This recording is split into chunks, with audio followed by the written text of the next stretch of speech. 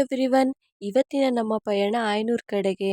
ಇವತ್ತಿನ ನಮ್ಮ ಬ್ರೈಡ್ ಬಂದ್ಬಿಟ್ಟು ರಮ್ಯಾ ಅವರು. ನಾನು ಸುಪ್ರೀತಾ ಅವರು ಬೆಳಿಗ್ಗೆ 6 ಗಂಟೆಗೆ ಸ್ಕೂಟಿನ ಎತ್ಕೊಂಡು ಹೊರಟ್ವಿ.